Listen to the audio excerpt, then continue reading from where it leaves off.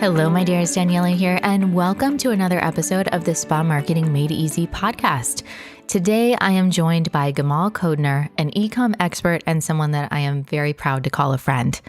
We're talking about the 3 things that you need to know about ecom in 2024. So if ecom has been on your mind, whether that means launching a store or scaling one that you already have, you'll definitely want to check this out.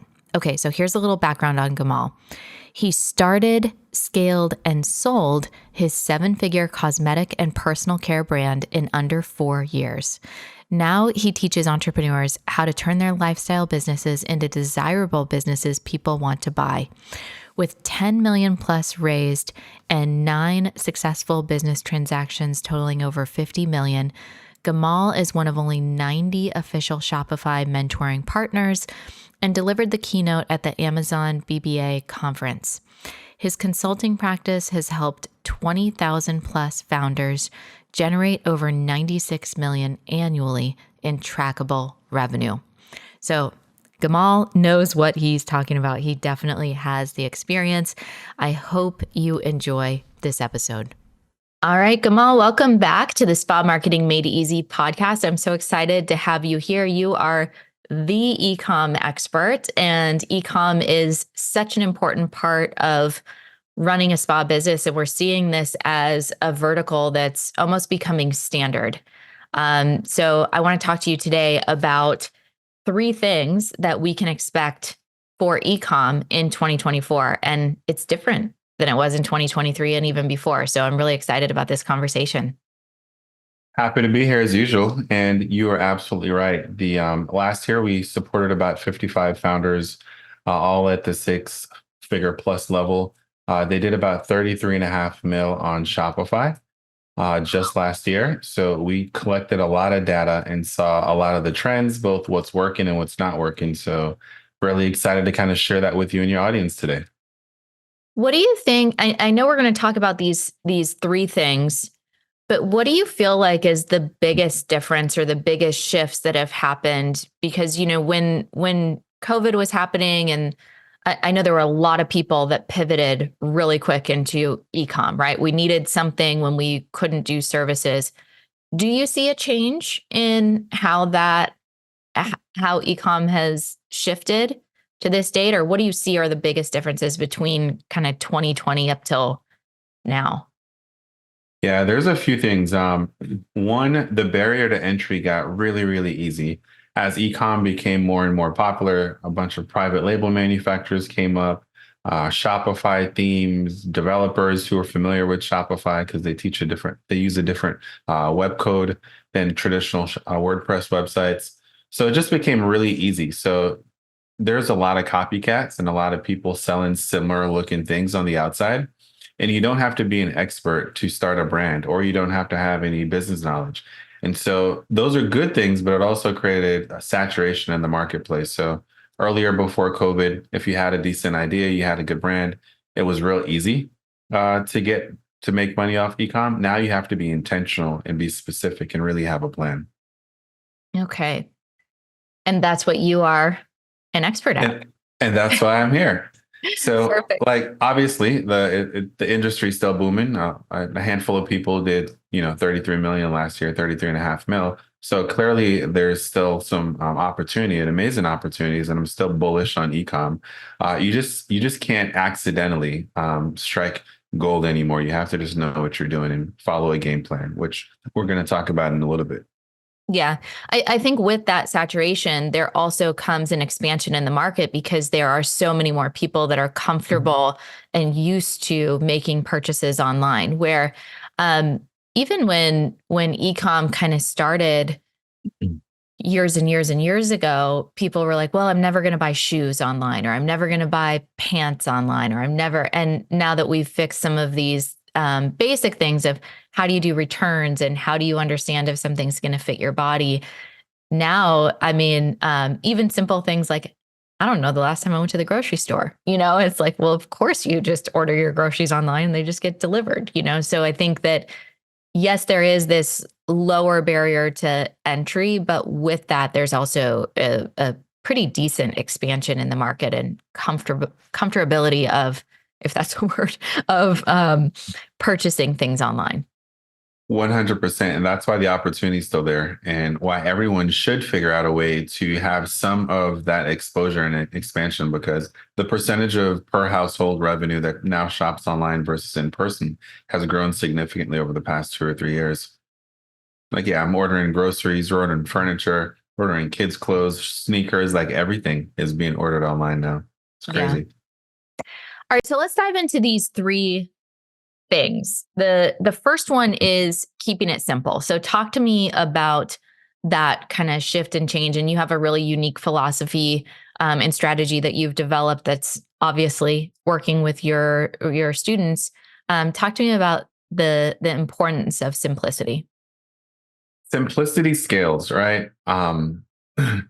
We really only need 3 to 4 hit record products. In that analogy, hit records like the thing that you're known for that could last years and years that people keep coming back and listening to, right? Think about your favorite artists and their favorite songs, how they last the test of time. So you really only need 3 to 4 hit records as products to get to a 6-figure business and even a 7-figure business, right? That's essentially having one product selling $25,000 worth of one product each year. If you get four $25,000 products, you're at you're at $100,000 in a year. And we're seeing people now do that 25, 50,000 in a month on a single product. And so the thing I like about simplicity is most times we're often doing a whole lot of stuff. And I just shared on a YouTube video about a couple of clients who've had the biggest focus and the biggest growth have been from simplifying their SKUs.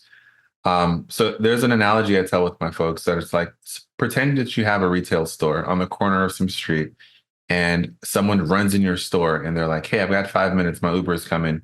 I need something to wear tonight. Like, what do you have for me? If you have 30 things in the store, you're going to know which 1 or 2 things you have the highest likelihood of them liking just from all your other data. And that's the one you show. That's the same thing that happens every single time a visitor visits your website, but instead of 5 minutes, they may only give you 30 seconds. And so by having simplified hit records, you increase your likelihood of converting them each time they show up versus showing them the thing in the back that no one ever buys. You'd be wasting your time in that opportunity if someone ran in your store. And online, it's the same thing. It's online retail, right? And so thinking about that philosophy, you start to think about your SKUs and your products a little bit differently. It's like, all right, every time I'm showing someone something that they don't want, it's decreasing my likelihood of making a sale and also not serving them any good, because after they look at a couple of products, they're going to get out of there. They're not going to go through all 50 of the products in your store. So that's the one big focus on simplicity in products. The other thing is it makes operating your business a lot easier. So let's say in this example, you have 30 products, which one of our students did. One of our clients, her name's Kadisha. She had about 30 products that she was advertising, and she was stuck at around $5,000 to $10,000 per month in sales. And we started looking at the data on what generates the majority of your sales, right? We all hear about the 80-20 principle. Well, a couple of things happened with her. There was a clear winner that converted the highest, but it was also sold out. So it wasn't really that it was generating the most of her sales because she never could keep it in stock. So that was a clear indication that this is something people wanted. And when she shifted to only talking about that and keeping it in stock, she's now consistently doing $60,000 per month over the course of like 90 to 120 days off one product. And Wow. so what was cool with there was every time she posted that one product on social, she would generate abnormal sales. The other time she posted the 28, 29 products, sales would be dry. When she sent emails about the other products, sales would be dry. When she ran ads about that, those other 28 products were eating up her ad budget. So by removing all the other waste, she got something that in and of itself did way more sales than the 28 other products combined. And so, yeah, simplicity was a lot better for her.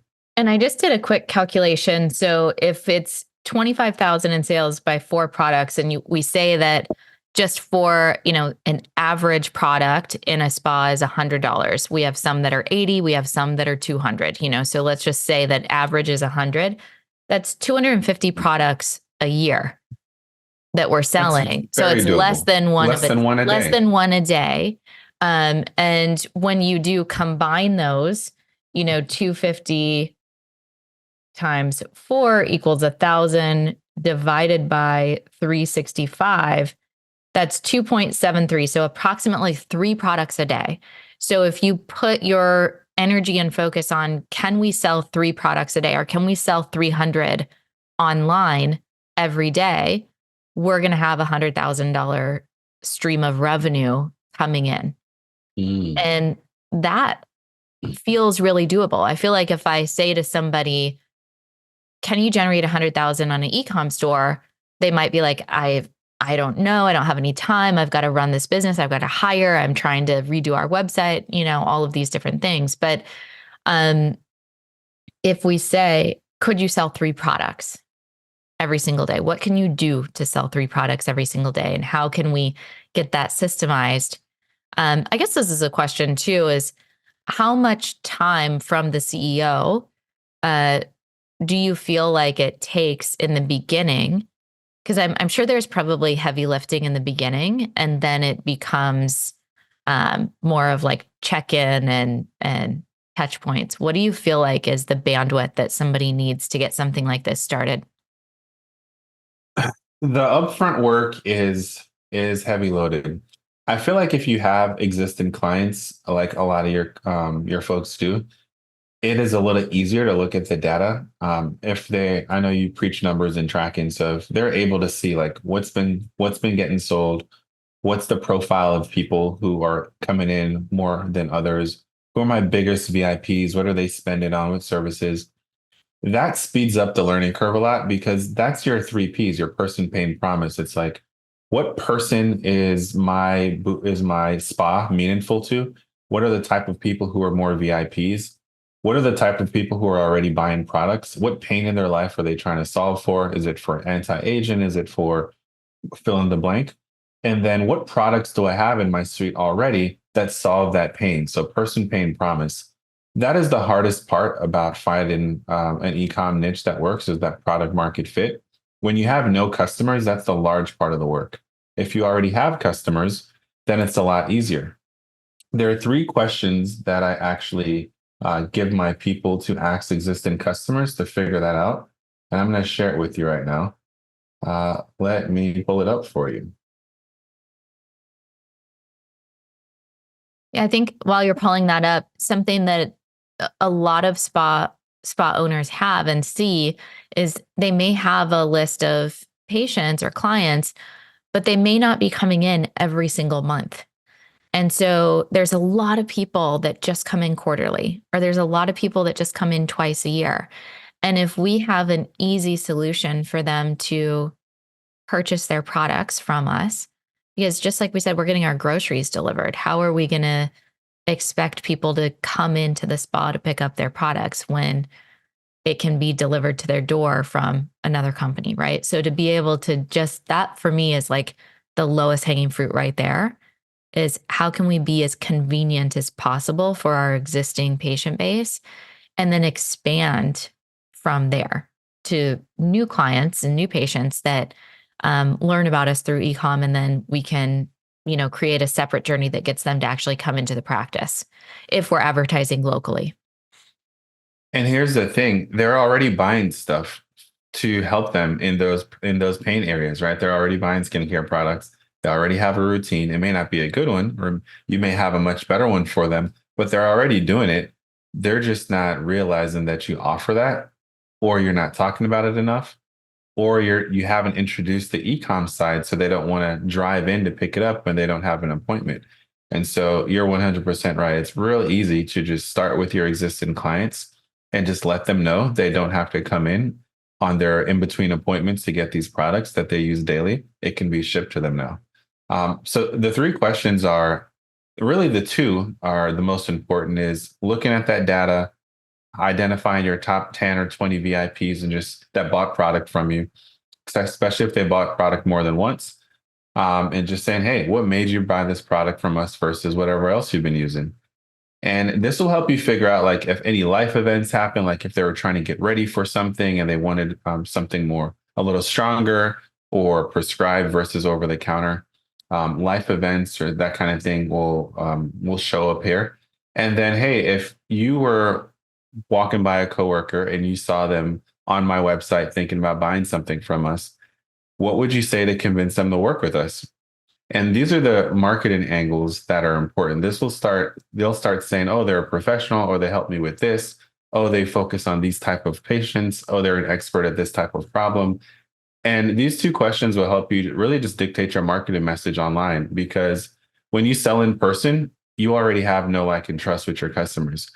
When you only go to selling online, sometimes that doesn't translate because trust is earned after payment. And so you've been working with people in your spa and earning their trust. So a complete stranger online who may never have worked with you before, these are the kind of important messages from your top 10 or 20 customers that'll help you dictate your marketing message, and that's the hardest part, to find product market fit.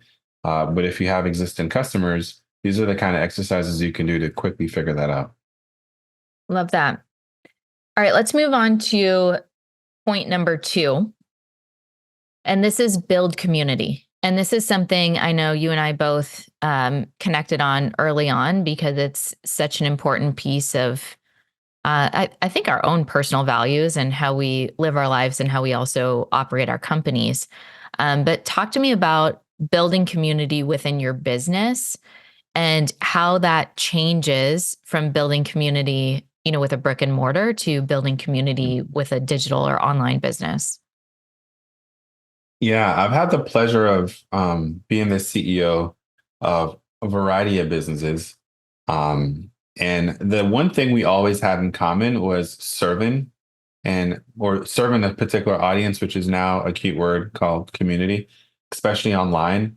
It's weird because we met for a while and I felt like I actually knew you, but we only met online before we actually met in person. And so it's really weird now in 2024 that you could actually build community virtually and never having meet people and still having a strong connection with them. And so the shift from local to online is a little different, because if you have a product locally, you have that total addressable market that's captive. And so there's only so many places they can go for said thing. And it's oftentimes like location and convenience. But when you're online, you have to become findable to your people.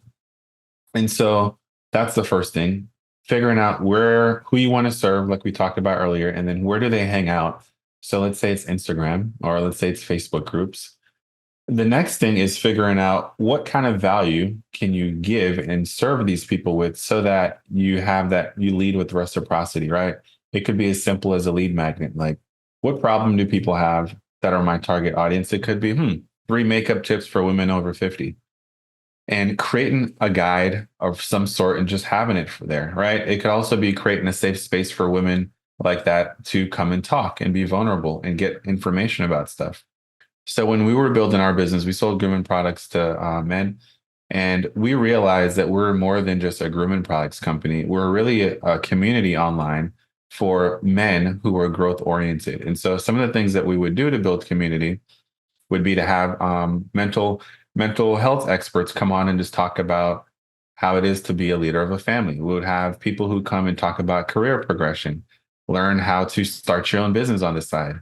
All these things that were applicable to our audience, but had nothing to do with the products we actually sold. And because we did that, our relationship wasn't transactional, and we got deeper and deeper relationships with them. So we had a really high referral rate where our customers would gift our products to other men or share it with them. We had over 3,300 people on our subscription or membership product, which is the way we built community.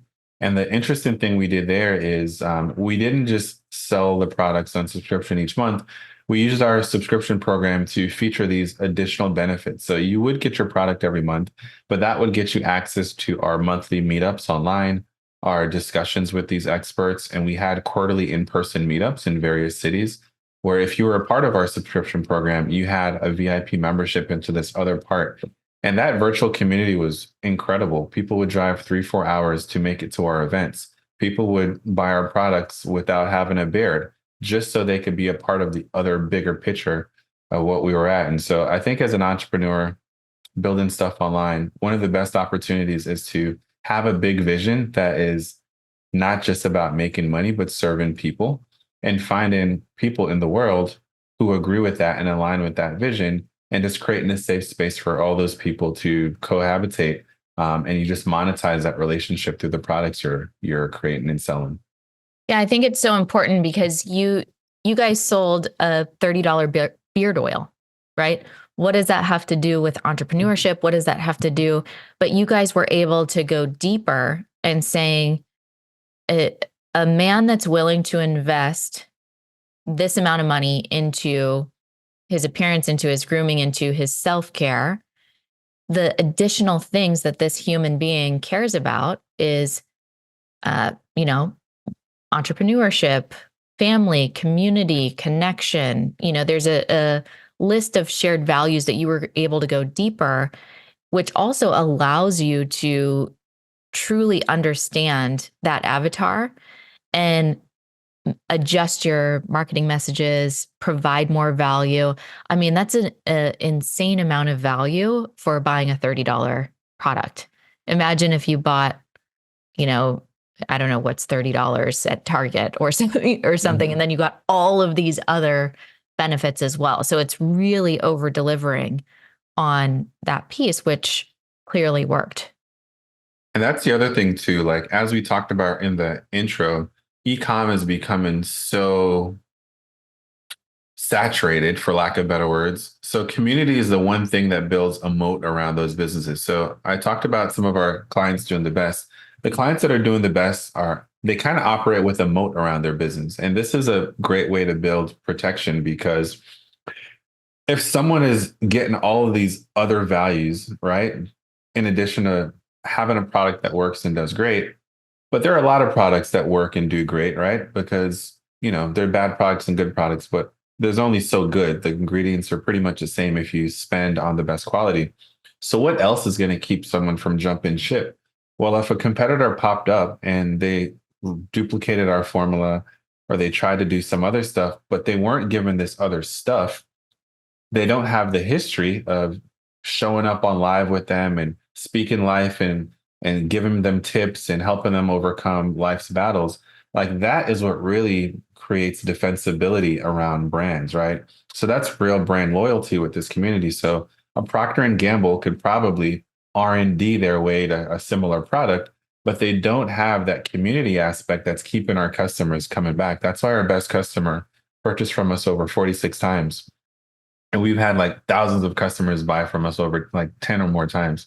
And that is because all this intangible stuff, like, yeah, the product's good, but there are other good products. What is hard to duplicate in a saturated market is all the intangible things that you do by being a part of the community. And, shout out to you too, because I've been at a couple of your events and spoken to a couple of your people. And that's exactly what you've been doing, right?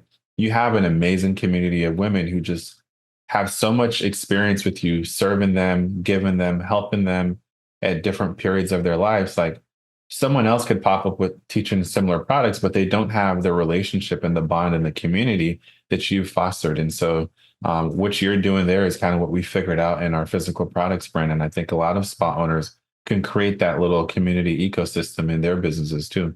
Absolutely. Yeah, it's such an important piece. All right, let's move into number 3, which is always be testing. And, there's this, I think we all have a love-hate relationship with ads. It's more love than hate. They're so important. But when there's these iOS updates or when there's these shifts and changes, it's like, what's going on? So, what is the always be testing aspect of kind of lead flow and lead generation, et cetera? Yeah, I'll tell you what's been working for us lately. There's something I created called the community funnel, and goes right on back to what we're talking about, the importance of building community. I think that what's been happening lately with all the iOS changes is people have stopped spending as much time in new awareness and trying to cultivate the audience they already have. But over time, they burn through that audience. And so we wanted to think of a simple way people can run ads that wasn't complicated, that was impactful. And so this is really good to grow your awareness and to grow lead generation. And so you could actually just do it from your phone. You don't even need to log into Business Manager. Essentially, what you would do is create an ad like a reel and just say, hey, I'm Gamal. I am the owner of this, or you wouldn't say that. You would talk to your target audience. You would say, hey, if you're a woman over 50 and you're looking for really innovative ways to tackle anti-aging and makeup tips or whatever your 2 or 3 value points are, go ahead and give us a follow here, where we give every week we give really valuable information specifically for women over 50 about 1, 2, 3 things. Just go ahead and give me a follow here. And at $5, $10 a day, you just go out and put that out in the world. You can run that ad from your phone. And what we're seeing is you're getting new followers to your page for 25 cents to 50 cents a day. And so with a $10 budget, you'll wake up to a couple of dozen new followers.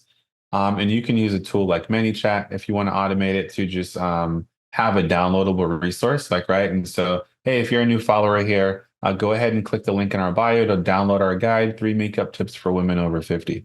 And in that guide, you would talk about the importance of products and you would recommend your product or your service.